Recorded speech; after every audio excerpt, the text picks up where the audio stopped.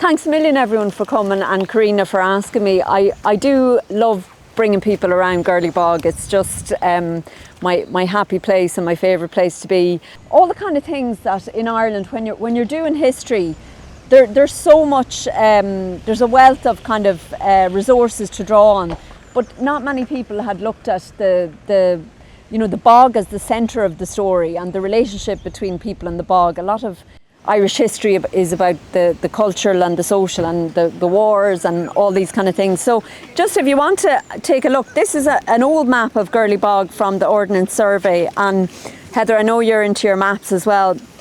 And I did an oral history here, and one of the interviewees talked about it being like a pizza, that it's each of these kind of sections of the pizza is there's a big house associated with it essentially, and you came by Drewstown House there.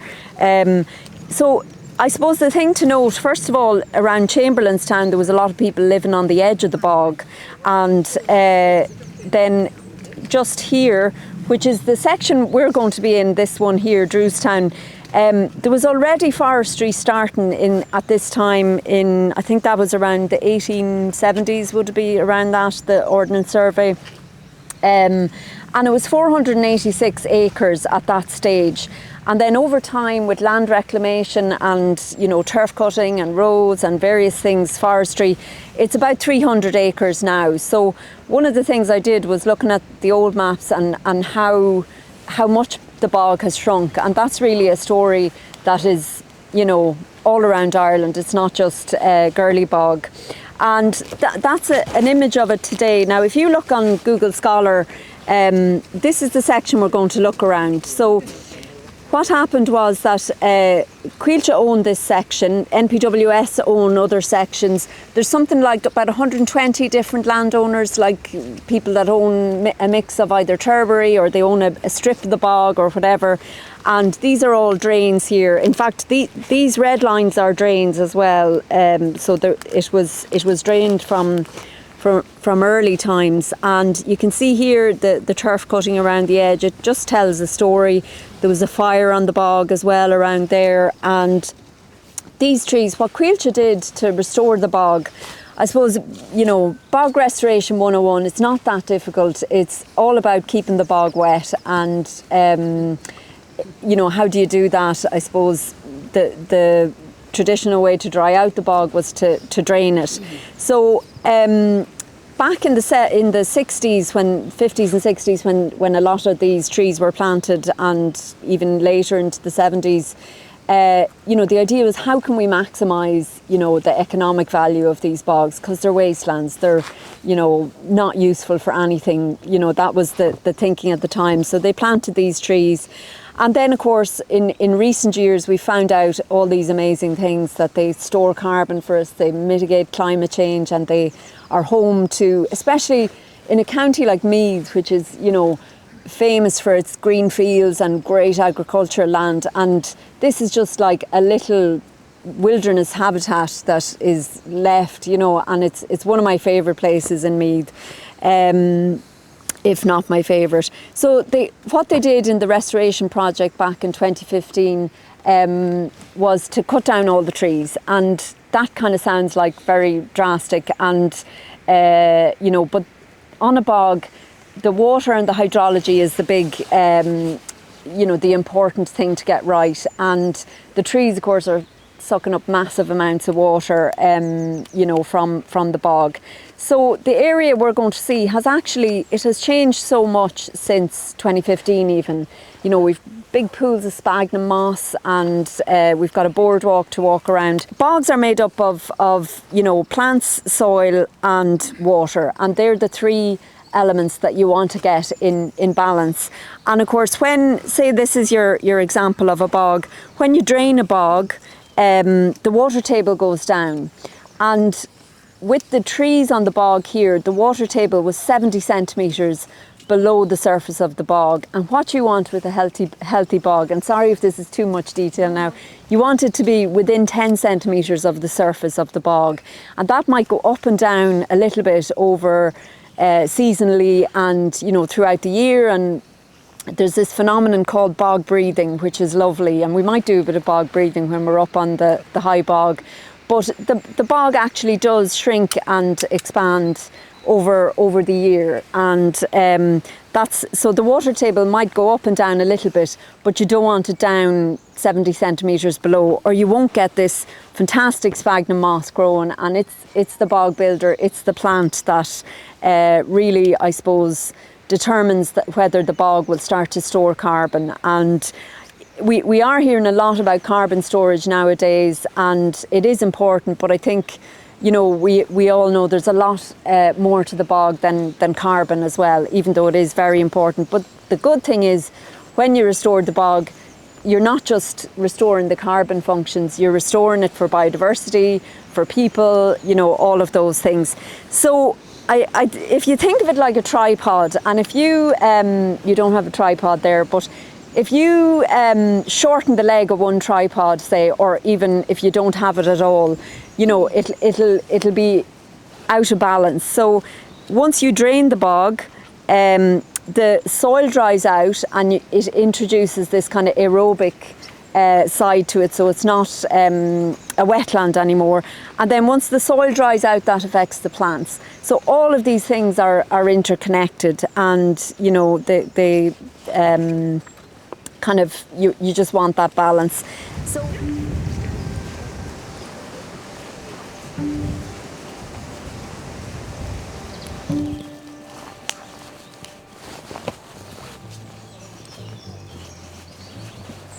bumblebee.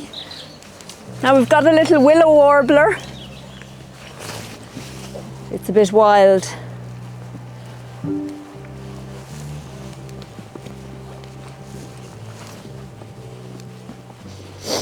Now,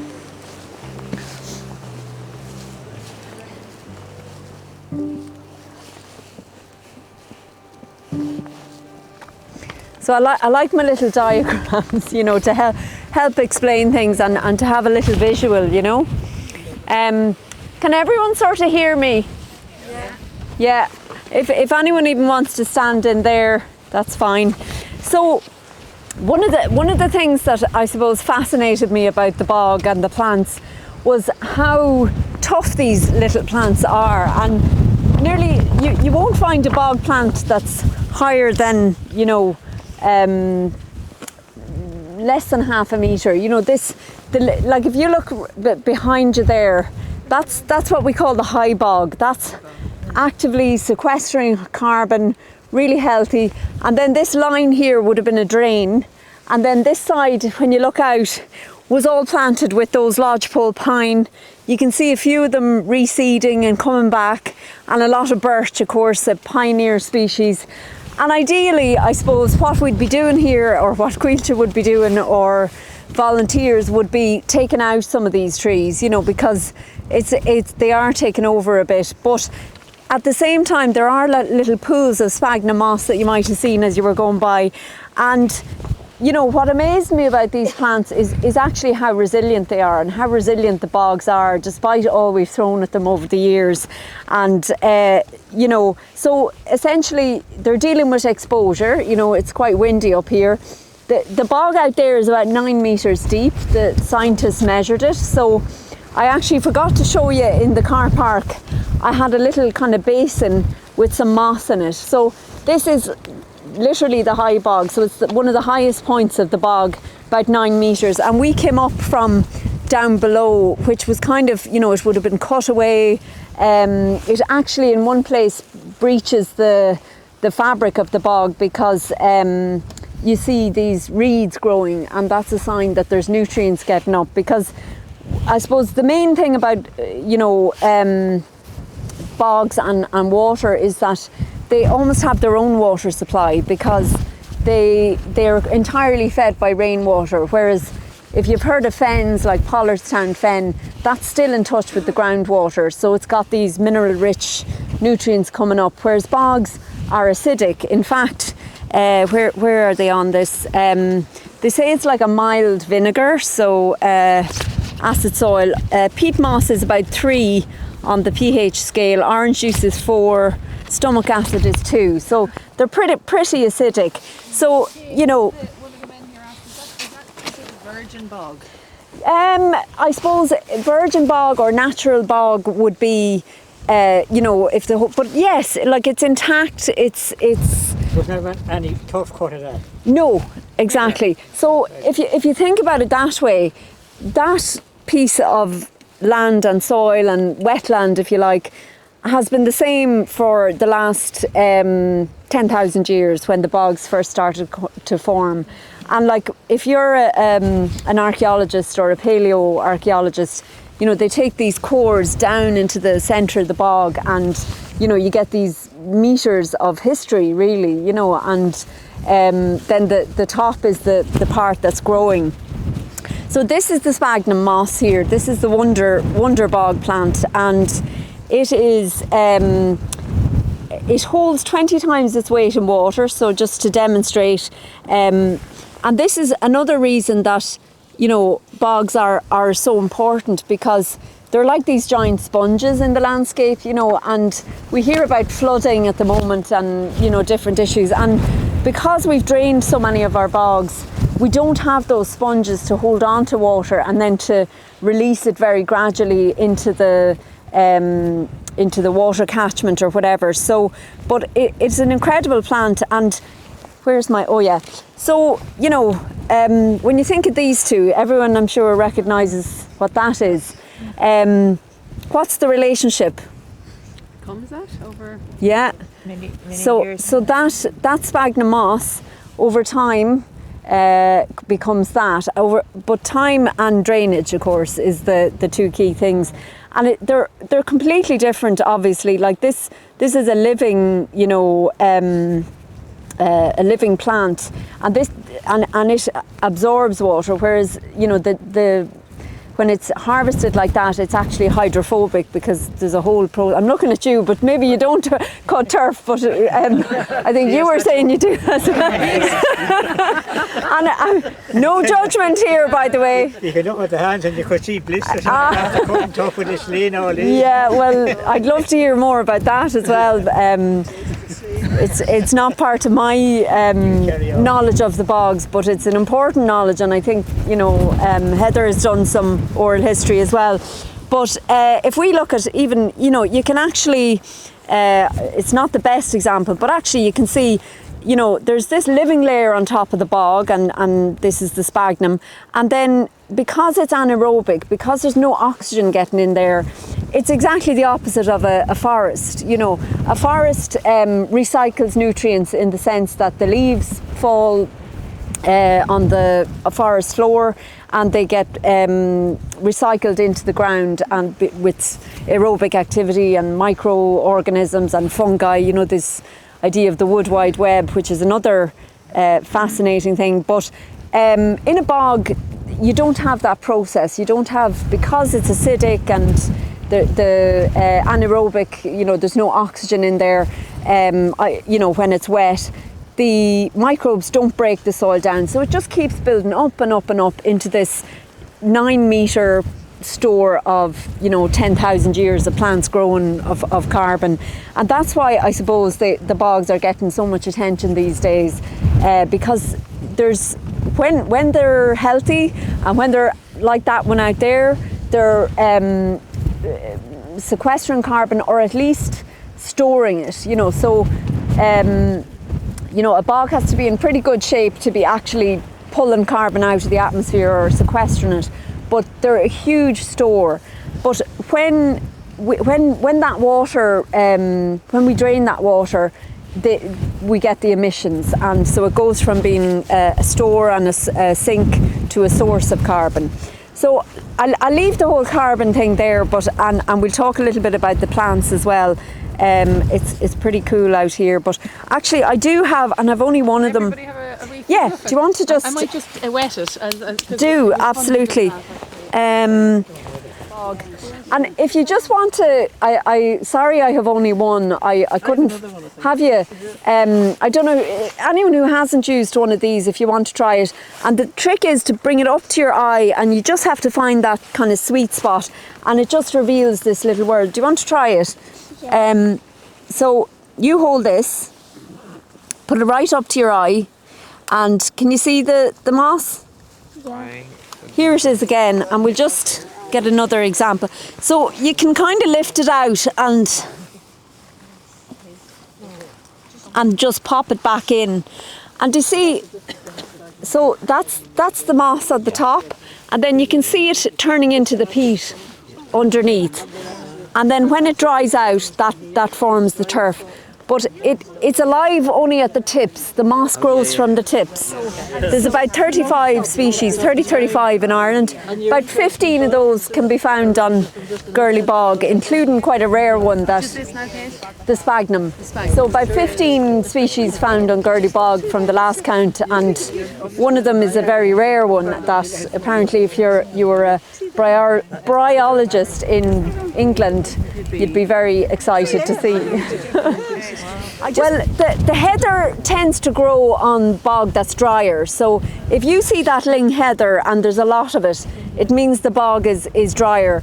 In areas out there where it's wetter, you just get big pools of that sphagnum moss, and that's what you want to see if you're. The heather won't grow in that pool. Exactly, really. yeah. Go in the drier So, part. in fact,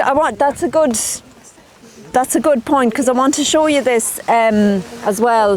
These are two booklets that were produced with the Community Wetlands Forum, and this is the assessment one. They're available on the website, and that's the sundew. A carnivorous plant. Yeah.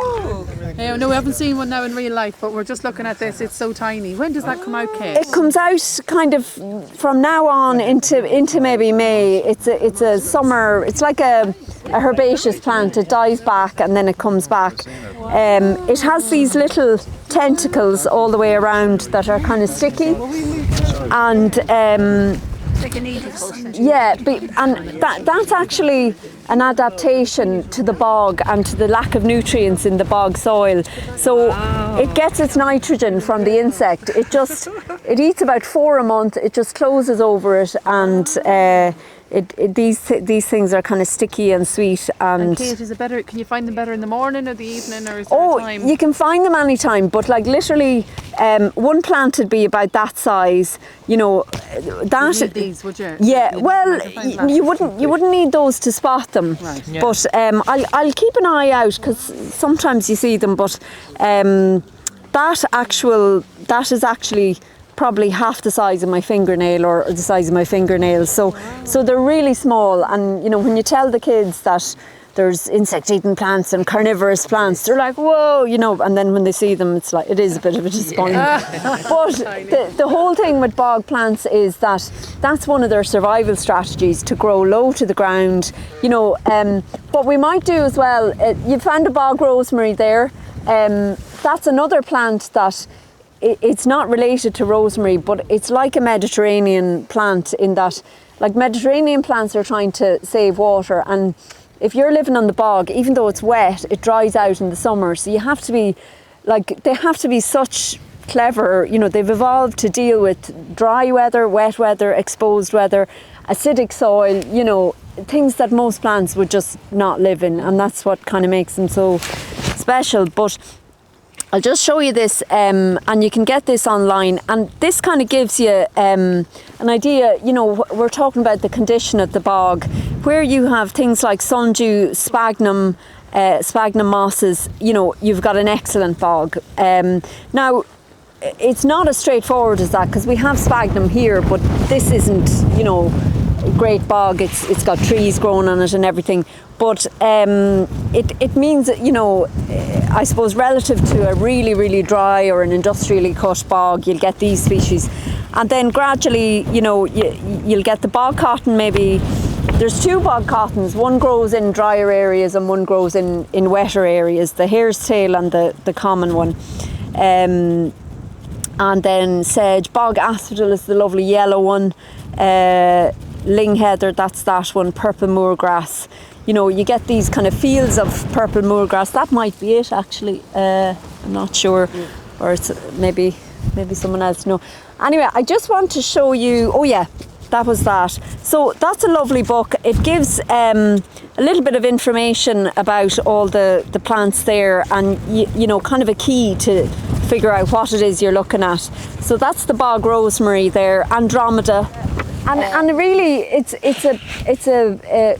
they provide supports and advice, and they do days where everyone meets, and we go to a bog, and you talk. It's a kind of a shared learning and a social network, and people were coming across the same issues, like how do I engage with NPWS or Board Namona, or I'm just a community group and I want to do something with my local bog.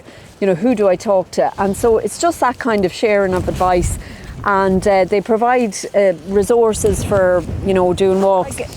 There was a time when, do you see all these green pools of sphagnum? Everywhere was like that at the start, or not even pools. It was just bare. Like, this has changed completely. You can't even nearly see when this was first done, it was like apocalyptic. It was just tree trunks and brown soil and the odd bit of heather and that, but it has really recovered incredibly. You can see just actually very clearly now, even look behind you, as they're greening up, you can see it's but one of the things that they predicted for here was that it would just become, it would become woodland rather than, or bog woodland even, So here's another lovely pool of sphagnum. You can just see, oh, isn't that lovely? You see it change in colour? So, and what they're actually doing now in Board Namona is, there's a company in the UK who have trialled making little plugs with sphagnum. So the big bare Board Namona land, they're actually planting sphagnum. They call it sphagnum farming, and they're kind of reseeding the bogs with that. It's only the tips that grow. The bottom of the plant, there's chapters written about sphagnum, like it's chemistry. It actually engineers the whole bog. It's big, isn't it? Yeah, it's an engineer. Like it creates it creates the kind of conditions that it likes. It actually makes the water more acidic, and all the other plants have to just deal with it.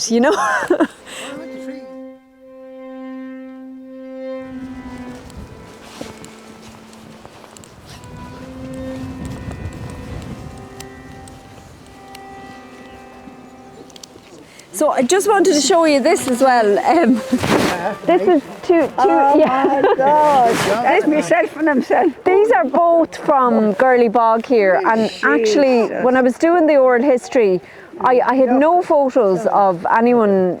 Like, I had no idea, in fact, that you don't associate Meath with donkeys and creels of turf.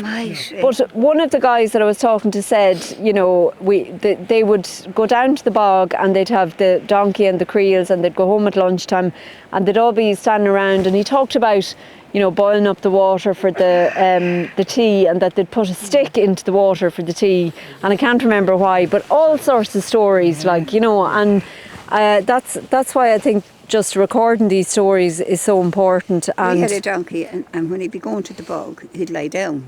Really? But he'd work all day and fly home with a load of turf. But he'd lie down when he was on the bog?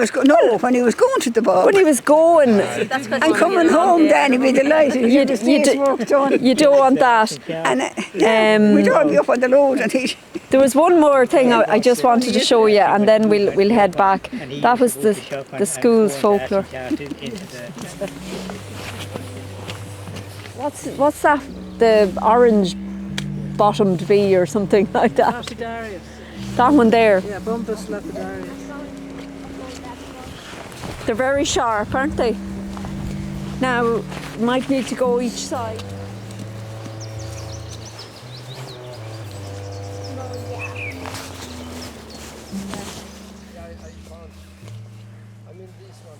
Oh, those ones, yeah. So it blocks out light to everything. But people